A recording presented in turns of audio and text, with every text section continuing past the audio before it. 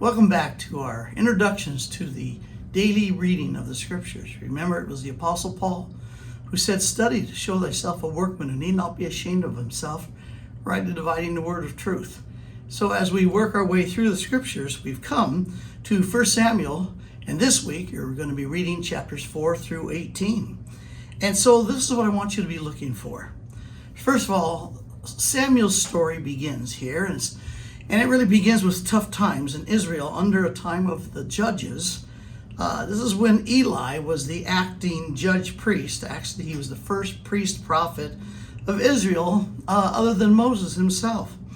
Well, the corruption of Eli's two sons causes some really problems, so much that the Israels, they're defeated by the Philistines. Now, at the death of Eli's two sons, well, this leads Israel's defeat to the Philistines. And then when Eli and his two sons die, the priesthood is interrupted, and the glory of the Lord actually leaves the tabernacle. Then you're going to read about Samuel. Samuel begins to serve. Now, Samuel is the last judge, and he's the first of the order of prophets. And his public ministry leads to a revival in Israel and a return of the Ark of the Covenant and the defeat of the Philistines.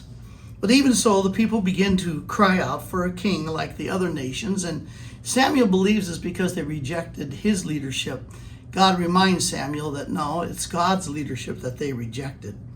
So Saul becomes the first king, and he begins his rule well in chapters 9 through 11. But his character somewhat degenerates, and despite warnings from Samuel himself, in chapter 12, you're going to see that, well, King Saul oversteps. People begin to rebel, and Saul assumes the role of a priest, which is not the role of a king, not for Samuel. And he offers up sacrifices. Well, after this foolish vow, Saul disobeys God's commands.